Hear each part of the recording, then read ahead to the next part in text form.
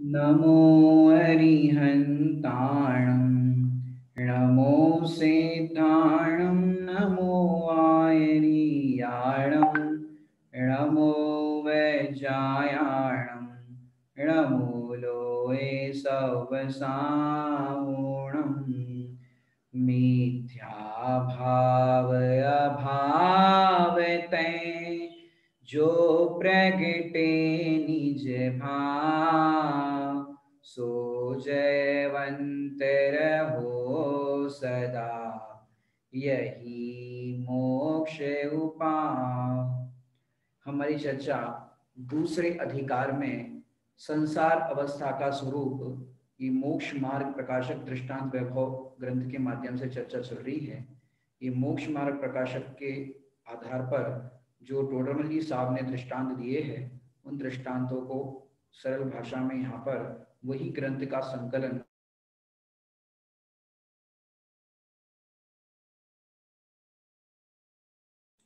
हाँ जी दृष्टांत वैभव को यहाँ पर बनाया गया है। इसकी सुंदर चर्चा अपन सब कर रहे हैं। पिछली बार जो हमने कल दृष्टांत जो लिया था उस दृष्टांत को पुनः लेकर के आगे बढ़ाएंगे क्योंकि वो आधा ही हुआ था। जो सिद्धांत है वो आधा पड़ा था। एक बार अपन देख लेते हैं। प्रश्न क्या था? क्या हमारे प्रकट ज्ञान जितना ही हमारा स्वभाव है? ये यहाँ पर प्रश्न खड़ा किया था कि जितना हमारा प्रकट ज्ञान है वर्तमान में क्या उतना ही हमारा स्वभाव है? तो यहाँ पर दृष्टांत देकर के इस बात को सिद्ध किया। क्या बताया कि जैसे सूर्य का प्रकाश है वह मेघ पटल से जितना व्यक्त नहीं है उतने का तो उस काल में अभाव है। क्योंकि जब बादल आते हैं तो सूर्य वहां पर छिप जाता है तो वो दिखाई नहीं देता।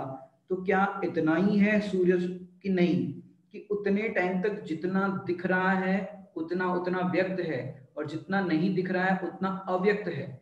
तो उतने का तो जिस काल में अभाव है तथा उस मेघ पटल के मंद पने से जितना प्रकाश प्रकट है वह उस सूर्य के स्वभाव का अंश है, मेघ पटल जनित नहीं। मतलब जितना उजाला हो रहा है वो उजाला सूरज का ही उजाला है, वो मेघ पटल के आवरण आने से उतना उजाला नहीं दिख रहा। सरल दृष्टांत है, सूरज है, बादल आ गए उसके सामने, तो अब जितना जितना प्रकाश दिख रहा है वो सूरज का ही प्रकाश है, वो मेघ पटल का कुछ भी नहीं है। तो जो कुछ भी दिख रहा है वो सूर्य के स्वभाव का ही अंश है, मेघ पटल जनित नहीं है। ये हो गया दृष्टांत। अब सिद्धांत में क्या बता रहे हैं? उसी प्रकार जीव का ज्ञान दर्शन आदि स्वभाव है। हमारा क्या स्वभाव है? हमारा ज्ञान दर्शन आदि ये जो स्वभाव है ये हमारा स्वभाव है। वह ज्ञानावरण आदि के निमित्त से जितना व्यक्त नहीं है, क्योंकि कर्म का आवरण आ जाता है। संसार अवस्था है तो कर्म है तो उसका आवरण भी है, तो कर्म का आवरण आ जाता है। अर्थात ज्ञानावरण आदि के निमित्त से जितना व्यक्त नहीं है। ऐसे आत्मा का स्वभाव तो लोकालोक को जानने का है। लोकालोक को जानने का कहना व्यवहार से, और अपने को जानने का है। तो लोकालोक जानने में अपने आप आ जाते हैं। तो जितना व्यक्त रूप से दिखाई नहीं दे रहा है तो वो कर्म के कारण, कर्म के निमित्त से जितना व्यक्त नहीं है उतने का तो उस काल में अभाव है। कि वो पूर्ण ज्ञान नहीं है तो उतने का तो पूर्ण ज्ञान का वर्तमान में अभाव है। अभी हमारे पास कितना ज्ञान है? अल्प ज्ञान की पूर्ण ज्ञान, कि अभी अल्प ज्ञान है, पूर्ण ज्ञान नहीं है। तो पूर्ण ज्ञान का वर्तमान में तो अभाव है। तथा उन कर्मों के क्षयोपशम से, कि कर्म का क्षयोपशम हुआ तो उन कर्मों के क्षयोपशम से जितने ज्ञान आदि प्रकट है, कि जितना वर्तमान में ज्ञान प्रकट है, यदि अपन देखें मति ज्ञान श्रुत ज्ञान वर्तमान में प्रकट है उतना उसका क्षयोपशम है वो प्रकट है। तो जितने ज्ञान आदि प्रकट है वे उस जीव के स्वभाव का ही अंश है। ये जितना अपने पास अभी वर्तमान में ज्ञान है वो काय का अंश है? कि जो हमारा स्वभाव है पूर्ण ज्ञान स्वरूप, तो हमारा स्वभाव है तो उसका ही एक अंश है। और पूरा स्वभाव है वो क्या है? कि पूरा स्वभाव जो है वो अंशी है। क्या कहते हैं उसको? अंशी। अभी जितना प्रकट है उसको क्या कहते हैं? अंश। और जो पूरा स्वभाव है उसको क्या कहेंगे? अंशी। अंश अंशी। अभी वर्तमान में है वो अंश है और पूरा है वो क्या कहते हैं? अंशी। कि जिसका है वो अंशी। तो इस प्रकार हमारे पास अंश है। फिर कह रहे हैं, ये अपना बाकी था, कर्म जनित औपाधिक भाव नहीं है। कि अभी वर्तमान में हमारे पास जो ज्ञान है ना, जैसे दृष्टांत में क्या बताया आपको कि सूरज के सामने बादल आ गए तो जो प्रकाश दिख रहा है वो मेघ पटल का या बादल का प्रकाश नहीं है, वो प्रकाश तो सूरज का ही है। अभी सूरज बादल में ढक गया है, छिप गया है, तो सूरज दिखाई नहीं दे रहा है, पर सूरज की जितनी जितनी किरणें फैल रही हैं, जितना प्रकाश दिख रहा है, वो प्रकाश तो सूरज का ही है, मेघ पटल अर्थात बादल का नहीं है। वो दृष्टांत में बताया। ऐसे ही यहाँ पर बता रहे हैं कि कर्म जनित औपाधिक भाव रूप वो नहीं है कि अपने को क्रोध मान माया लोभ मोह राग द्वेष आदि के परिणाम होते हैं, तो वो कर्म जनित औपाधिक भाव नहीं है। किसका? यहाँ पर पूर्व लाइन देखिए कि जो लास्ट लाइन से कि जितने ज्ञान आदि प्रकट है, कि वर्तमान में जो मति ज्ञान शुद्ध ज्ञान या वर्तमान का क्षोभक्षम जो हमारे पास प्रकट है वो हमारा ही स्वभाव है, अर्थात स्वभाव का अंश है, क्योंकि ये जीव का ही है ना। मति ज्ञान शुद्ध ज्ञान वो किसका है? उद्गल का तो है नहीं, अजीव का तो है नहीं, तो जीव का ही है, तो वो उसके अंश है। फिर कह रहे हैं कर्म जनित औपाधिक भाव नहीं है। क्या कह रहे हैं? कर्म जनित औपाधिक भाव नहीं है, माने जो कर्मों से परिणाम होते हैं, कर्मों के निमित्त से परिणाम होते हैं, मोह राग द्वेष क्रोध आदि के परिणाम होते हैं, वो उसके कारण नहीं है। जो वर्तमान में हमारा स्वभाव जितना जानना देखना या जो कुछ भी है मति ज्ञान शुद्ध ज्ञान वाला, तो वो जो है वो कर्म जनित औपाधिक भाव नहीं है। ऐसे स्वभाव के अंश का अनादि से लेकर कभी अभाव नहीं होता। माने जब से ये जीव है, जब से मतलब कब से है? अनादि से। अनादि मतलब जिसकी कोई स्टार्टिंग नहीं है, कोई स्टार्टिंग पॉइंट नहीं है कि जीव का आज से स्टार्ट हुआ। जैसे कोई चीज की होती कि भाई ये फलानी चीज कौन से साल में बनी, कि भाई इस साल में उसका इन्वेंशन हुआ, तो वो तो एक स्टार्टिंग हो गई कि भाई क्या बोलते हैं कंप्यूटर कौन से ईयर में आए, टेलीफोन कौन से ईयर में आए, तो उसकी तो स्टार्टिंग है। लेकिन जीव कब से है? कि जीव अनादि से है, और अनादि से होने से क्या कह रहे हैं? अनादि से लेकर कभी भी अभाव नहीं होता। किसका? स्वभाव के अंश का। स्वभाव का अंश मतलब वर्तमान में जितना जितना ज्ञान जो प्रकट है, तो वो जो ज्ञान का जीव का स्वभाव जो है, चाहे वो निगोध अवस्था में चला जाए तो भी जीव का जो जानन देखन स्वभाव है उसका अभाव नहीं होता। अर्थात निगोध अवस्था में भी जीव का जानना देखना पना बना रहता है, उसमें किंचित मात्र भी फर्क नहीं पड़ता। तो क्या कह रहे हैं कि ये जो औपाधिक भाव रूप नहीं है, फिर ऐसे स्वभाव का अंश का अनादि से लेकर कभी अभाव नहीं होता। इसी के द्वारा, किसके द्वारा? कि जो ज्ञान है वर्तमान में, उस ज्ञान के द्वारा, इसी के द्वारा जीव के जीवत्व पने का निश्चय किया जाता है कि भाई निगोदिया जीव भी है और सिद्ध भगवान भी है, सबके अंदर सेम टू सेम स्वभाव है। कौन सा? जानने देखने का। तो जानने देखने के स्वभाव से क्या निश्चय होता है कि भाई इसमें जीवत्व है। यदि कोई डेड बॉडी पड़ी हो, वो डेड बॉडी को हिलाओ डुलाओ, कुछ भी उसके अंदर रिएक्शन दिखाई नहीं देता, इट मीन्स व्हाट? कि उसके जीवत्व पने का अभाव हो गया। वो डेड बॉडी पड़ी है ना, उसमें जो जीव था वो चला गया, अब उसके अंदर कोई भी मूवमेंट नहीं हो रही है। तो अर्थ क्या हुआ कि भाई उसके अंदर कोई जीवत्व पने की चेतन पना उसमें दिखाई नहीं दे रहा है। तो इससे ये निश्चय हुआ। और अपने को कैसे निश्चय करना चाहिए कि भाई जीव के जीवत्व पने का निश्चय किया जाता है कि यह देखने जानने वाली शक्ति को धरती हुई जो वस्तु है वही आत्मा है। क्या कहा? बहुत सुंदर बात बताई यहाँ पर। क्या निश्चय कराया यहाँ पर कि भाई जीवत्व पने का निश्चय कि मैं जीव हूं। ये कैसे पता चलेगा मैं जीव हूं? या चिंटी जीव है और भी बहुत सारे हैं, तो ये सब जीव है, कैसे पता चलेगा कि भाई जीवत्व पने का निश्चय इससे होगा? किससे होगा? कि ये जो देखने जानने वाली शक्ति को धरती हुई जो वस्तु है, क्योंकि जानना देखना ये तो गुण है, और जानने देखने की उस गुण की पर्याय होती है। ज्ञान गुण है बराबर, दर्शन गुण है, और उसकी जो पर्याय है वो ज्ञान की जानना, दर्शन की देखना, ये दो उसकी पर्याय है। पर यहाँ पर शब्द लिखा है जानने देखने वाली शक्ति को धरती हुई, कि इसको धारण किसने किया है? किसके अंदर ये पाया जाता है? कि आत्मा में। तो जानने देखने वाली शक्ति को धरती हुई जो वस्तु है वही आत्मा है। यहाँ पर तो परिभाषा बताई कि आत्मा कौन है, कि भाई जिसमें जानन देखन पना हो रहा है वही आत्मा है। तो अपने को क्या समझना है कि जो मेरे में जानन देखन पना हो रहा है, जो मैं जान देख रहा हूं, इट मीन्स व्हाट? मैं ही आत्मा हूं। समझ में आया कि नहीं आया? हम कौन है? कि हम आत्मा है, हम जीव है। ये कैसे निश्चय हुआ?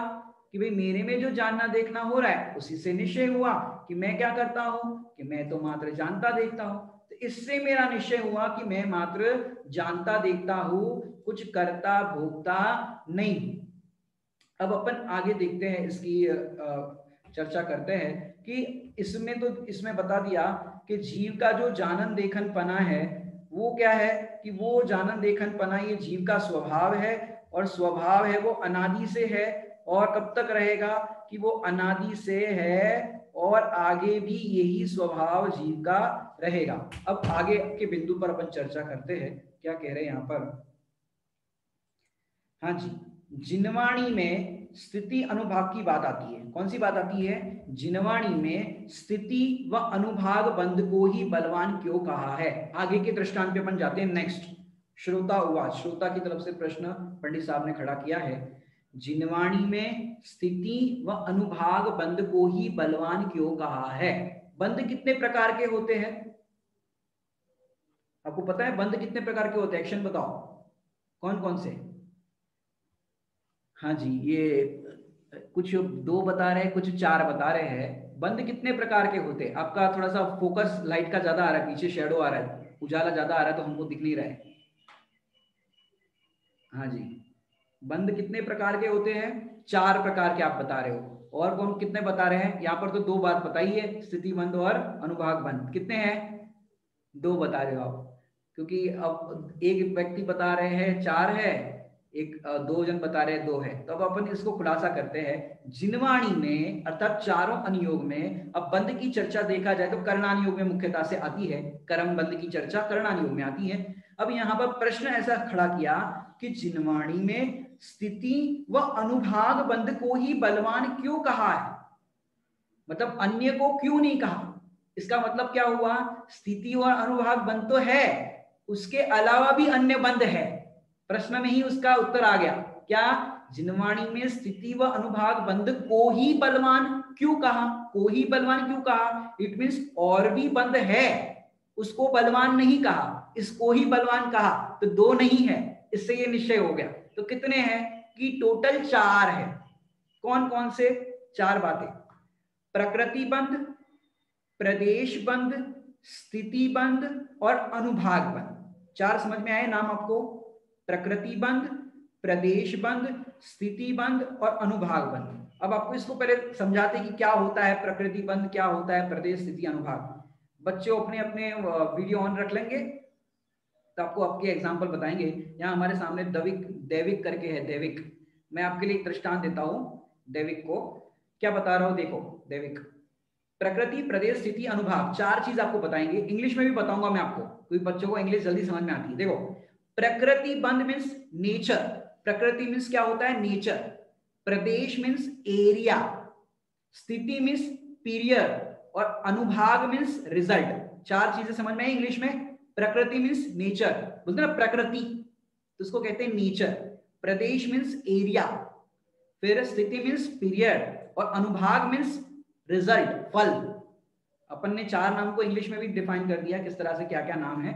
अब देखिए, जैसे दैविक, तुम्हारी मम्मी ने तुम्हें एक जोर से चाटा लगाया।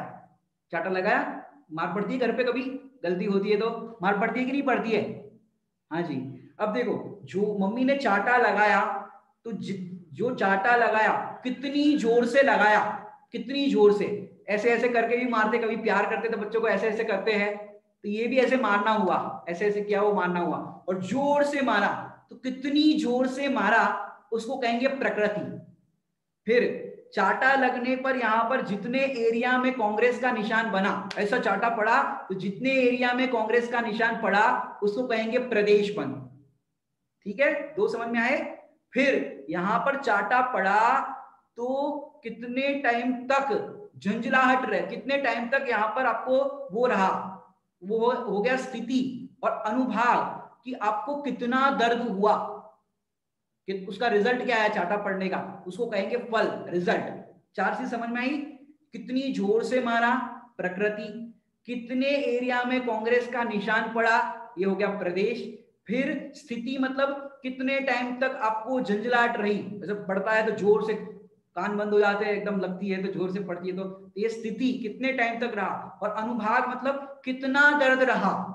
समझ में आया आपको? प्रकृति, प्रदेश, स्थिति और अनुभाग ये हर जगह पर लागू होगी। मैं आपको बताऊं, अभी आपके यहाँ पर समझो आग लगी हो, तो आप फायर ब्रिगेड वाले को फोन करोगे कि भैया आग लगी है, तो वो फायर ब्रिगेड वाला सीधा आ जाएगा कि नहीं? वो प्रकृति जानेगा कि भाई आग लगी है तो कौन सी आग लगी है ये तो बताओ, गैस कांड हुआ है, या फिर इलेक्ट्रिसिटी के शॉर्ट सर्किट से आग लगी है, या फायरवर्क्स माने पटाखों की आग लगी, कौन सी आग लगी है, तो हम उस हिसाब से साधन लेकर के आएंगे बुझाने के। तो प्रकृति पहले पूछेगा कौन सी आग लगी, बराबर, प्रकृति। फिर प्रदेश, कितने एरिया में लगी है, पूरे बिल्डिंग में लगी है, छोटी सी झोपड़ी में लगी है, छोटी सी दुकान में लगी है, कितने एरिया में लगी है, अब तो उतना सामान लेके आना पड़ेगा उनको, तो एरिया, तो एरिया मीन्स प्रदेश, कितनी कौन सी आग लगी है, यह प्रकृति, कितने एरिया में लगी है, यह प्रदेश। फिर कब से आग लगी, क्योंकि आग लगती है तो पहले इंसान क्या करता है, खुद से बुझाने की कोशिश करता है, लेकिन बुझ नहीं पाती, अपने कंट्रोल में नहीं होती, तो फायर ब्रिगेड वाले को बुलाते हैं अपन। तो वो क्या हो गया, वो पूछेगा कितने टाइम से लगी है, तो वो स्थिति, पीरियड, और फिर अब तक कितना नुकसान हो गया, कोई अंदर मर तो नहीं गया, कितने लोग अंदर है, कितने फंसे हैं, क्या क्या क्या सामान है, क्या है, वो भी साथ साथ में पूछ लेगा वो। तो यह अनुभाग, प्रकृति, प्रदेश, स्थिति और अनुभाग, चार चीजें आपको समझ में आ गई। अब कर्म फिलोसॉफी की अपन बात करें तो यहाँ पर प्रश्न जो खड़ा किया है, जिनवाणी में स्थिति अनुभाग बंध को ही बलवान क्यों कहा गया, प्रकृति प्रदेश को क्यों नहीं कहा, तो उसकी भी अपन चर्चा करते हैं। पहले तो आपको चार नाम समझ में आ गए, अब यहाँ पर दो की चर्चा की गई कि भाई दो को बलवान कहा है, दो को नहीं कहा गया। तो अनुभाग और स्थिति माने टाइम पीरियड जो है कर्म के बंधने का, कि भाई इतने साल तक तुम्हारा नरक गति की आयु बंधी, और अनुभाग इतना टाइम तक आपको उसका फल भोगना पड़ेगा, बराबर। तो ये दो चीज को ही बलवान क्यों कहा गया है बंध की अपेक्षा से, उसकी चर्चा अपन करते हैं। यहाँ पर आपको बताता हूं नेक्स्ट।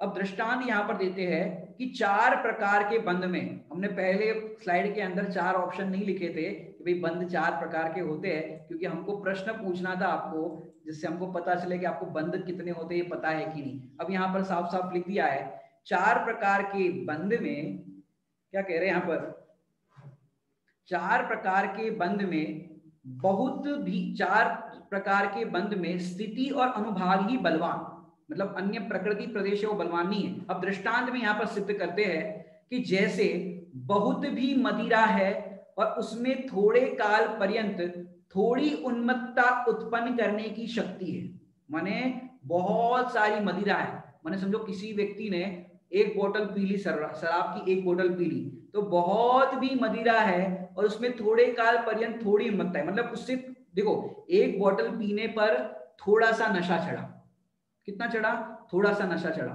थोड़ी उन्मत्तता उत्पन्न करने की शक्ति है, तो वह मदिरा हीन पने को प्राप्त होती है। काय को प्राप्त होती है, हीन पने को प्राप्त होती है। कौन, कि ये जो मदिरा है वो हीन पने को प्राप्त होती है।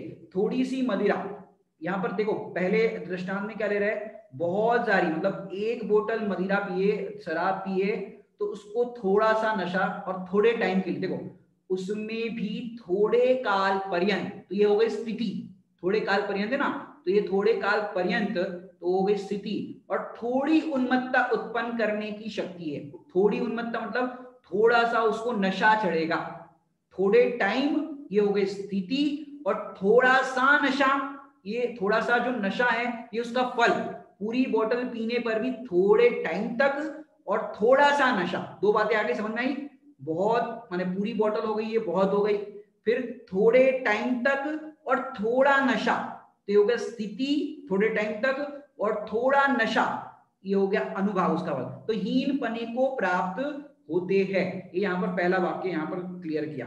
अब तथा यदि थोड़ी भी मदिरा है और उसमें बहुत काल पर्यंत बहुत उन्मत्तता उत्पन्न करने की शक्ति है, तो वह मदिरा अधिक पने को प्राप्त होती। दृष्टांत समझ में आया कि नहीं आया आपको?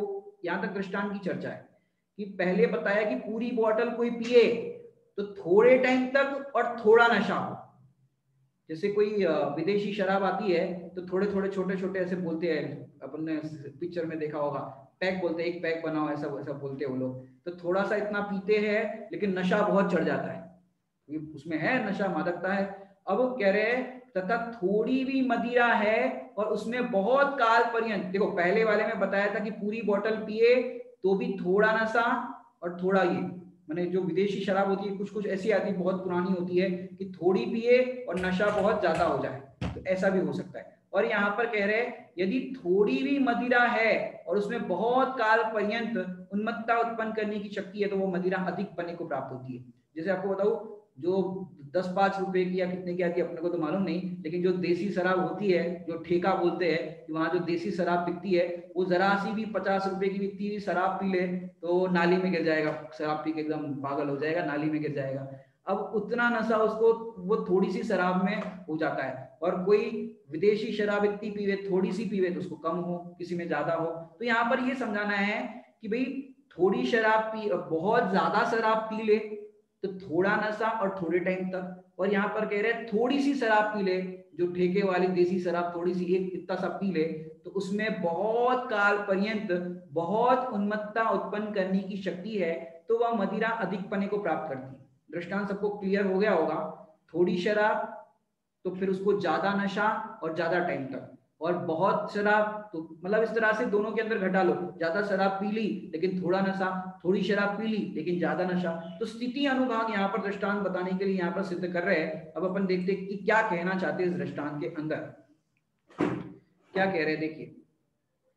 उसी प्रकार बहुत भी कर्म प्रकृतियों के परमाणु है, क्या कह रहे हैं, उसी प्रकार बहुत भी कर्म प्रकृतियों के परमाणु है और उनमें थोड़े काल पर्यंत थोड़ा फल देने की शक्ति है, तो वे कर्म प्रकृतियां हीनता को प्राप्त होती है।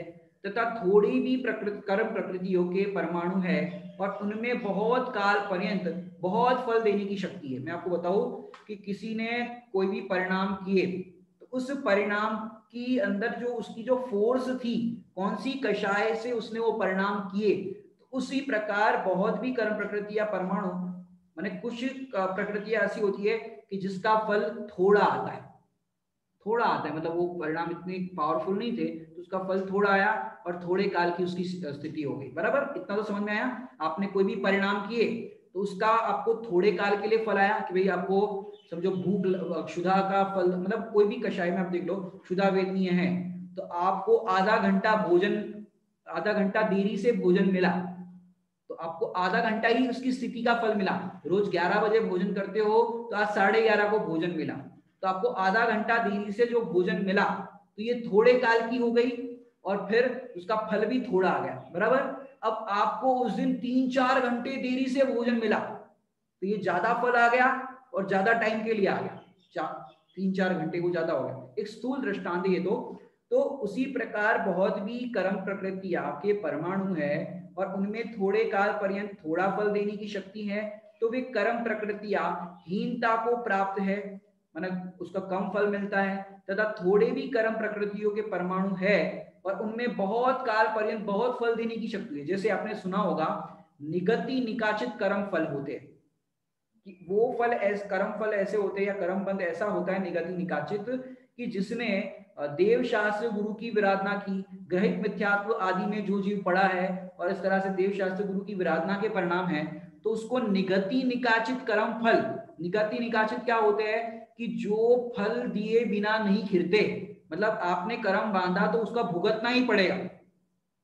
और भी कर्म जो होते हैं उनमें तो क्या होता है कि उसका उत्कर्षण, अपकर्षण, संक्रमण और उदीर्णा, 4 बातें होती है। वो आप सुनना चाहे तो मेरी चैनल निखिल शास्त्री पे उत्कर्षण, अपकर्षण और संक्रमण उदीर्णा के 3-4 प्रवचन है, लेशिया करके फोल्डर में मिल जाएगा। 1-2 प्रवचन ही है, ज्यादा नहीं है। उत्कर्षण अपकर्षण का एक प्रवचन है और संक्रमण उदीर्णा का एक प्रवचन है। 2 प्रवचन में आपको चारों क्लियर हो जाएंगे। उत्कर्षण मतलब पाप परिणाम या पुण्य परिणाम का इंक्रीमेंट, और अपकर्षण मतलब घटना, संक्रमण मतलब होता है पाप का पुण्य में, पुण्य का पाप में, इस तरह से कन्वर्जन होना, और उदीर्णा मतलब समय से पहले कर्म उदय में आ जाना, उसको कहते हैं उदीर्णा। ये आपको मैंने सरल भाषा में बताया। अब ये सब में तो इस तरह से चेंजेस होता है, लेकिन निगति निकाचित कर्म ऐसे होते हैं जो फल भोगना ही पड़ता है। तो ऐसे कर्म हमारे बंदे हो कि उसको फल भोगना ही पड़े। जैसे आप देखो, पारसनाथ तीर्थंकर दीक्षा धारण कर ली, मोक्ष जाना है, अब उनके निगति निकाचित कर्म ऐसे थे कि अंत समय में भी 7 दिन तक पत्थर पड़े, कमठ के द्वारा उपसर्ग हुआ, तो फल दिए बिना नहीं खिलते, वो फल भोगना ही पड़ता है। इतनी तपस्या करते, इतना सब कुछ करते, फिर भी वो कर्म ऐसे बंध जाते हैं कि वो भोगना ही पड़ता है, भोग करके ही खिलते हैं। तो ऐसा कर्मों के अंदर देखा जाता है कि किसी का थोड़े काल के लिए और थोड़ी स्थिति के लिए और थोड़ा अनुभाग उसका होता है, और किसी का ज्यादा हो और ज्यादा उसका फलदान होता है। तो वे कर्म प्रकृतियां अधिक पने को प्राप्त होती है, जो इस तरह से ज्यादा फल देने वाली। तो अब ये हो गई स्थिति और अनुभाग की बात। अब प्रकृति और प्रदेश की बात करें कि योगों द्वारा हुए प्रकृति बंध और प्रदेश बंध बलवान नहीं है। योग मतलब क्या होता है? मन वचन काय। मन वचन काय से प्रकृति बंध और प्रदेश बंध होता है, लेकिन उसकी ज्यादा ताकत नहीं होती। ज्यादा ताकत तो स्थिति बंध और अनुभाग बंध में होती है, क्योंकि वो कषाय से होता है। किससे होता है? स्थिति बंध और कौन सा बोला? अनुभाग, स्थिति और अनुभाग बंध। स्थिति बंध और अनुभाग जो बंध है वो कैसे होता है? कि वो कषाय से होता है। और प्रकृति बंध और प्रदेश बंध जो होता है वो योगों से होता है। चारों बंध की आपको पता चल गया ना, चारों बंध कैसे होते हैं? प्रकृति प्रदेश होगा वो योगों से, अर्थात मन वचन काय की प्रवृत्ति से होगा प्रकृति प्रदेश, वो ज्यादा बलवान नहीं है। लेकिन जो कषाय से बंध होता है वो है स्थिति बंध और अनुभाग बंध, तो वो बलवान है। तो यहाँ क्या कह रहे हैं कि योगों द्वारा हुए प्रकृति बंध और प्रदेश बंध बलवान नहीं है, इसलिए मुख्य रूप से मिथ्यात्व आदि कषाय को ही बंध का कारण जानना। कि मिथ्यात्व सहित जो कषाय है, अनंतानुबंधी क्रोध मान माया लोभ, अप्रत्याख्यानावरण क्रोध मान माया लोभ, प्रत्याख्यानावरण क्रोध माया लोभ, ये जो कषाय है उस कषाय से ही, और मूल तो मिथ्यात्व, मिथ्यात्व पता है आपको? दैविक मिथ्यात्व, उल्टी मान्यता को मिथ्यात्व कहते हैं। तो कह रहे हैं यहाँ पर कि जो मिथ्यात्व आदि कषाय को ही बंध का कारण जानना। इसका मतलब क्या हुआ कि बाकी की जो शेष है 5 बंध के कारण बताए गए हैं तत्व सूत्र में, मिथ्यात्व, अवरति, प्रमाद, कषाय और योग। तो उसके अंदर अपन देखें तो जो मिथ्यात्व है, अवरति है, प्रमाद है, कषाय है और योग है, तो सबसे ज्यादा पावरफुल तो मिथ्यात्व है। मिथ्यात्व सहित जो कषाय है उसका बंध है वो अनंत संसार का कारण है, और बाकी उसके शेष है वो अनंत संसार का कारण नहीं है। और यहां पर भी वो बात कर रहे हैं कि मिथ्यात्व आदि कषाय को ही बंध का कारण जानना, और फिर हमारे लिए प्रेरणा देनी। क्योंकि टोडरमल जी साहब की शैली है कि अपनी बात कहेंगे, समझाएंगे, फिर प्रेरणा दे देंगे। क्या? जिन्हें बंद नहीं करना हो वे कषाय नहीं करे। अगर आपको बंद नहीं करना है, संसार सागर में नहीं रुलना है, तो कषाय मत करो, क्रोध मत करो, मान मत करो, मायाचारी मत करो, लोभ मत करो। कल हमने तुकारी की कथा सुनाई थी, आप लोगों ने सुनी थी तुकारी की कथा? तुकारी यदि नहीं सुनी तो आप लोग सुन लेना, मैंने आज लिंक भी डाली है उसकी, तुकारी की कथा की, कि क्रोध करने के फल में वो तुकारी की क्या दशा हुई, क्रोध के परिणाम से उसको कैसे कैसे दुख भोगने पड़े, वो हमने संगीत के साथ कथा सुनाई है। तो तुकारी की कथा आप सुनना, ये क्रोध के परिणाम में क्या फल आया। तो क्रोध के, अब देखो किसी, जैसे कोई रास्ते में जा रहा है और केले का छिलका पड़ा है और केले के छिलके के ऊपर पाँव लग गया और फिसल के गिर गया, तो आपने क्या शिक्षा ली कि भाई नीचे देख करके चलो, एक बात। दूसरा, केला खा करके छिलका रास्ते में मत फेंको, 2 बात। तीसरा कि भाई वो केला के छिलके के फिसल गया तो अब कोई और ना फिसले, इसलिए अपन क्या करो कि केले का छिलका कहीं भी पड़ा हो तो उसको साइड में कर दो। ऐसे अपन बहुत शिक्षाएं लेते हैं, तो वैसे यहाँ पर भी शिक्षा लो कि किसी जीव को कषाय के फल में नरकादि की प्राप्ति हुई हो, अनेक कष्टों की प्राप्ति हुई हो, और हम भी ऐसे अनेक कष्ट भोगते हैं कषाय के फल में। तो यहाँ पर टोडरमल जी साहब कहते हैं जिन्हें बंद नहीं करना हो, अर्थात जिन्हें दुखी नहीं होना हो, वे कषाय नहीं करे। क्यों? कषाय किसे कहते हैं? जो आत्मा को कसे, अर्थात दुख दे। तो आप अपनी आत्मा को कसोगे और दुख दोगे तो फिर ये क्या हो गई, कसाय हो गई, उससे बंद होगा, और बंद होगा तो फिर दुखी होंगे। तो कषाय नहीं करे, तो जिन्हें बंद नहीं करना हो वो क्या नहीं करे, कि वे कषाय नहीं करे। तो क्या करे, कि जिन्हें बंद नहीं करना हो वे कषाय नहीं करे। अब अपन आगे की चर्चा करते हैं। ये अपना दृष्टांत और सिद्धांत पूरा हुआ, यहाँ पर जो प्रेरणा दी वो अपन ने पूरी देखी। अब आगे की उस पर जाते हैं अपन। अब यहाँ पर क्या प्रश्न खड़ा करते हैं, पुद्गल परमाणु को तो कुछ ज्ञान नहीं है। किसको, कि जो पुद्गल है उसको तो कुछ ज्ञान ही नहीं है, तो वे अनेक प्रकृति रूप कैसे परिणमन करते हैं। प्रश्न समझ में आया सबको। ये अगला दृष्टांत अपन ले रहे हैं। क्या कह रहे हैं यहाँ पर, कि पुद्गल परमाणु जो है, वो पुद्गल परमाणु को तो कुछ ज्ञान ही नहीं है। ज्ञान किसमें होता है, दैविक ज्ञान किसमें होता है, बताओगे।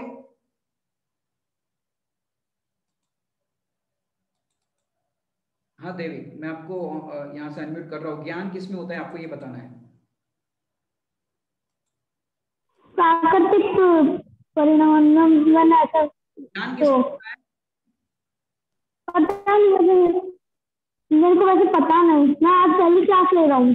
पहली क्लास लगाई, बहुत अच्छा बेटा, पहली क्लास लगाई है तो आज पहली क्लास में पहली बात ऐसी सीख लो कि ज्ञान जो होता है वो जीव में होता है, अर्थात मेरे में होता है। ऐसे छोटे छोटे बच्चे भी देखो क्लास सुन रहे हैं, बहुत अच्छा लगता है, कम से कम सुनने की भावना हो रही है बच्चों को कि आत्मा में ज्ञान होता है। आत्मा कौन है, कि आत्मा मैं हूं, और मेरे में क्या है, कि मेरे में ज्ञान है, और ज्ञान है तो मैं ज्ञान से जानता हूं। बहुत अच्छा अपना स्वभाव है।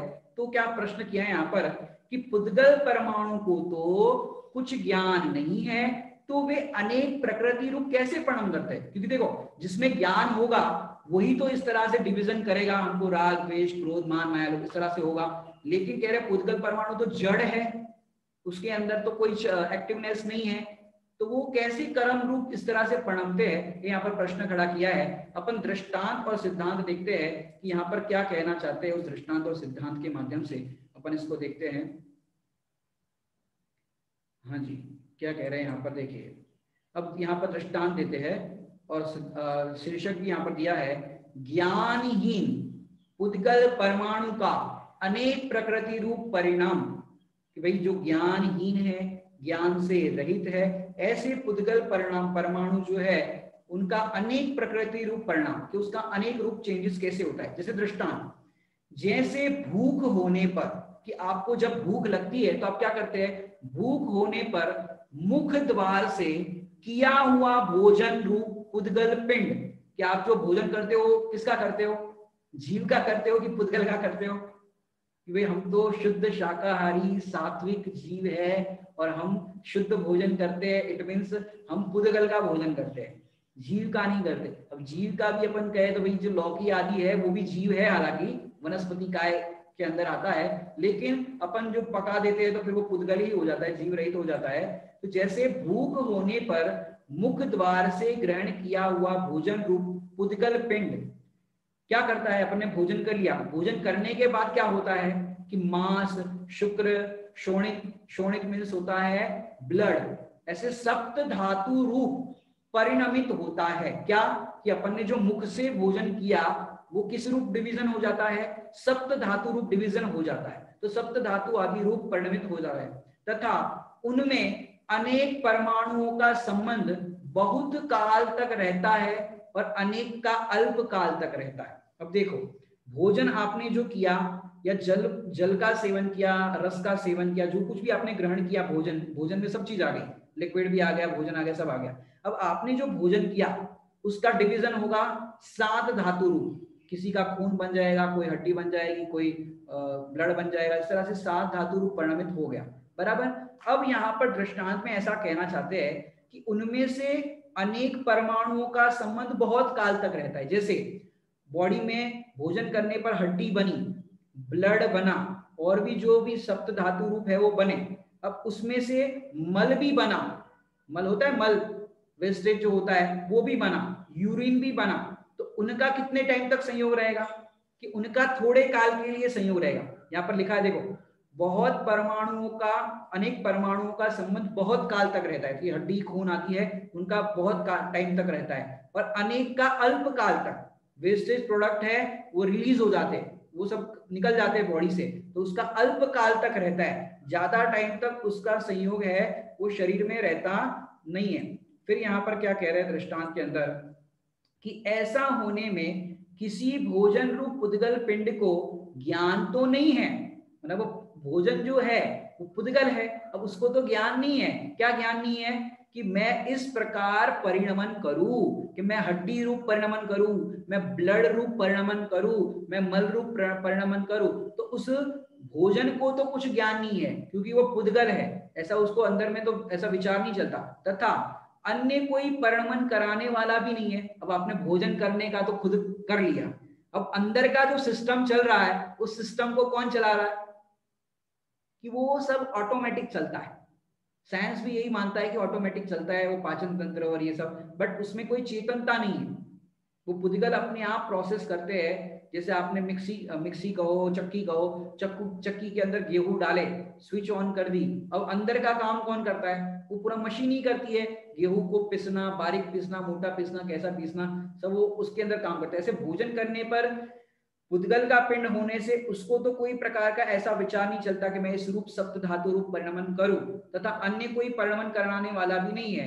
ऐसा ही निमित्त नैमित्तिक भाव बन रहा है, उससे वैसा ही परिणमन पाया जाता है। निमित्त नैमित्तिक संबंध है शरीर के अंदर, भोजन का ग्रहण करना हुआ और बाकी डाइजेशन सिस्टम और सारे शरीर के सिस्टम है, सप्त धातु रूप अपने आप डिवीजन हो जाता है। मैं तो ये कहना चाहूंगा कि जब शरीर का परिणमन सप्त धातु रूप अपने आप ऑटोमोशन से होता है, उसमें कोई कुछ करने वाला नहीं है, तो ऐसे हमारा भी जो परिणमन हो रहा है वो सारा ऑटोमोशन है। लगता है हमको हम कर रहे हैं लेकिन सारा ऑटोमेटिक चल रहा है, ये परिणमन पाया जाता है। फिर क्या कह रहे हैं यहाँ पर, आगे अपन देखते हैं। उसी प्रकार, ये तो दृष्टांत हो गया, अब उसी प्रकार कषाय होने पर, कि जब क्रोध मान माया लोग कोई भी कषाय उत्पन्न होती है, तो कषाय होने पर योग द्वार से, वहां पर क्या था दृष्टांत में? मुख द्वार से, क्योंकि दृष्टांत भी पूरा वैसे ही घटित करना है सिद्धांत के। मुख द्वार था, यहां पर योग द्वार था, यानी मन वचन काया का योग द्वार से ग्रहण किया हुआ कार्माण वर्गणा रूप पुद्गल पिंड ज्ञानावरणादि प्रकृति रूप परिणमित होता है। माने वहां पर भोजन किया तो सप्त धातु रूप परिणमन हुआ, ऐसे ही यहाँ पर जीव के जो परिणाम है, यहाँ पर योग द्वार माने मन वचन काय से जो पुद्गल का पिंड माने जो कषाय हुई, तो वो क्या कषाय होने पर क्या हुआ कि वो 7 प्रकृति रूप परिणमन होगा। एक आयु कर्म को छोड़कर हर समय 7 प्रकृतियों का बंध होता है, आयु का त्रिभाग में होता है। तो क्या कह रहे हैं यहाँ पर, ज्ञानावरण आदि प्रकृति रूप परिणमित होता है, उनमें अनेक परमाणुओं का संबंध बहुत काल तक रहता है। कि जो कर्म बंध हुआ, तो कर्म बंध के समय जो कर्म बंध हुए, तुरंत तो सारे कर्म उदय में नहीं आते, कुछ 1 साल बाद, कुछ 2 साल बाद, कुछ अगले भाव में, सब उसका पीरियड निश्चित हो जाता है। जितनी जोर से कषाय है तो उतनी कषाय के अनुसार आपकी स्थिति और अनुभाग, टाइम पीरियड और उसका फल दोनों फिक्स हो जाते हैं। अब कुछ तो तुरंत ही उदय में आ जाएंगे, कषाय जिस समय उत्पन्न हुई, दुख भी हुआ, आकुलता भी हुई, उसी टाइम पे कुछ आ गए तो उसी टाइम पे सॉर्ट आउट हो गया। और कुछ तो आगामी काल तक, लंबे काल तक भी रहते हैं, और कुछ अनेक का अल्प काल रहता है। ये बात हो गई वहां तक। अब वहां ऐसा होने से किसी कर्म वर्गणारूप पुद्गल पिंड को ज्ञान तो नहीं है, किसी भी कर्म को भी, वहां पर जो अपन भोजन कर रहे थे वो भोजन के अंदर रोटी में कोई ज्ञान नहीं है, दाल सब्जी में कोई ज्ञान नहीं है। इसी प्रकार ये जो कर्म है, जो अपन को कर्म बनते हैं, उस कर्म के अंदर भी कोई प्रकार का ज्ञान नहीं है। तो कह रहे हैं उस पुद्गल पिंड को ज्ञान तो नहीं है कि मैं इस प्रकार परिणमन करूं। कर्म को भी ये है नहीं ना कि मैं ज्ञानावरणादि में आवरण डालू, दर्शनावरण में ये करूं, अंतराय में ये करूं, तो उसको भी कोई ज्ञान नहीं है कि कौन सा कर्म बांधना, वो भी ऑटोमेटिक सारे बनते हैं। तो परिणमन करूं तथा और कोई परिणमन कराने वाला भी नहीं है, ऐसा ही निमित्त नैमित्तिक भाव बन रहा है, उससे वैसा ही परिणमन पाया जाता है। अब यहाँ पर ये समझाना चाहते हैं टोटरमल साहब कि ज्ञानहीन पुद्गल परमाणु का अनेक प्रकृति रूप परिणाम परिणमन, इट मीन्स कि जो कर्म है वो अनेक प्रकृति रूप परिणमन करते हैं और उसमें निमित्त नैमित्तिक संबंध होता है। उसमें कोई पुद्गल जड़ होने से उसके अंदर कोई ज्ञान नहीं होता कि मैं इस प्रकार से परिणमन करूं या उस प्रकार से परिणमन करूं। पुद्गल तो मात्र पुद्गल बन के रहता है, उसमें कोई भी प्रकार का परिणमन करने का कोई विकल्प नहीं चलता कि मैं इस रूप करूं या उस रूप करूं। ऐसे ही दृष्टांत में भी बताया कि भाई जो भोजन ग्रहण करते हैं मुख से, उससे सप्त धातु रूप परिणमन हो जाता है, और वो भी जो भोजन है वो पुद्गल का पिंड है, और उस पुद्गल के पिंड में भी कोई प्रकार का ज्ञान नहीं है, और वो भी नहीं चाहता कि मैं इस रूप परिणमाऊं, खून बनाऊं, हड्डी बनाऊं, ये बनाऊं। उसी प्रकार यहाँ पर जो परिणाम हमारे कषाय के हुए, तो कषाय के परिणाम हुए तो मन वचन काय योग के द्वारा हमको जो कर्म प्रकृतियां बंधी, तो वो कर्म प्रकृतियां भी इस प्रकार से अलग अलग डिवीजन में विभाजित हो जाती हैं 7 कर्मों के अंदर। और फिर 7 कर्मों में विभाजित होने पर भी अपन यहाँ पर देखें कि कर्म वर्गना जो है वो भी पुद्गल का पिंड है, उसमें भी कोई प्रकार का ज्ञान नहीं है कि मैं इस प्रकार से नए नए कर्म बांधू, इस प्रकार के बांधू, वो तो परिणमन ऐसा होता है। तो ऐसा होने में भी देखा जाए तो निमित्त नैमित्तिक भाव बन रहा है, उससे वैसा ही परिणमन पाया जाता है। ये हमने आगे के दृष्टांत की चर्चा की, विशेष चर्चा अपन अगली क्लास में करेंगे। ओम नमः सिद्धेभ्यो।